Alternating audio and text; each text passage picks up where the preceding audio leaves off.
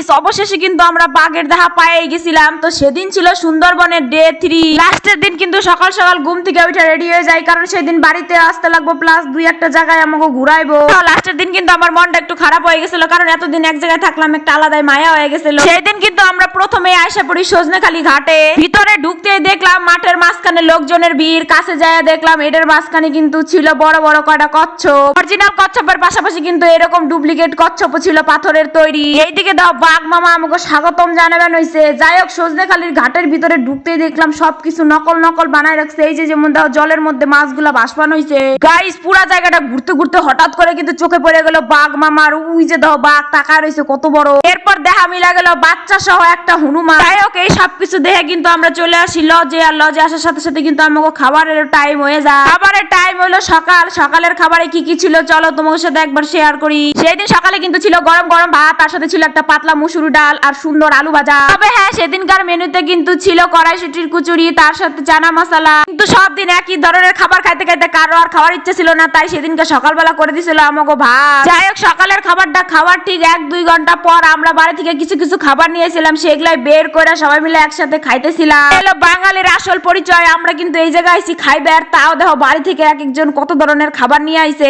খাবারটা খাইতে খাইতে হঠাৎ করে দেখলাম কি আমার শরীরটা কেমন যেন একটা দুলতেছে। তারপরে এই যে লঞ্চের উপরে আসতে দিই গভীর সমুদ্রে কিন্তু আমরা আয়সা পড়ছিলাম। এর জন্য কিন্তু প্রচুর ঢেউ ছিল বড় বড়, যার কারণে খুব দুলতেছিল। গাইস তোমরা এই জিনিসটা লক্ষ্য করো। এই যে দেখতেছো ঘোলা জল, এটা হচ্ছে সমুদ্র, আর ওই যে দেখতেছো পরিষ্কার জল, ওটা কিন্তু নদী। এতক্ষণ কিন্তু আমরা সমুদ্রে ছিলাম, তারপরে কিন্তু আমরা পৌঁছে গেলাম নদীর দিকে। এইভাবে কিন্তু সমুদ্রের ঢেউয়ের খুব মজা নিতেছিলাম আমি, তার সাথে কিন্তু খুব সুন্দর হাওয়া ছিল। যাই হোক এইভাবে হ্যাঁ লাস্টের দিন কিন্তু আমরা দুইটা জায়গায় ঘুরছিলাম। তো যাই হোক এইভাবে কিন্তু দেখতে দেখতে আমরা পৌঁছায় যাই আরেকটা। আর হ্যাঁ এবার কিন্তু আমাকে লজের লোকগুলো কইতেছিল তোমরা এবার অরিজিনাল বাঘ দেখা পড়বা। আমরা কিন্তু অনেক আশা নিয়ে আর ইচ্ছা নিয়ে কিন্তু এই ঘাটে নামছিলাম। আমার সাথে সাথে দেখি কি গাইস এইদিকে একটা বাদর কি সুন্দর করে আইসক্রিম খাইবেন হইছে। তারপরে কিন্তু আমরা হাঁটতে হাঁটতে ঢুকে যাই চিড়িয়াখানার ভিতরের দিকে। আর এই জায়গা কিন্তু অনেক নিয়মাবলী লেখা ছিল, যেমন কোনো পশু পাখি খাবার দেওয়া যাবে না। চিড়িয়াখানার ভিতরে ঢুকতে কিন্তু প্রথমে দেখা মিলা যায় বড় একটা ময়ূরের, আর কতগুলো ডিম দেওয়া রাখছে নিচে। ময়ূরটার দেখা পায় একটু ভাল লাগলো। যাই হোক তারপরে একটু আগাইতেই দিয়ে এই জায়গা বড় একটা কুমির রোদ পায় বানাইছে, মানে রোদের মধ্যে ঘুমাই রয়েছে।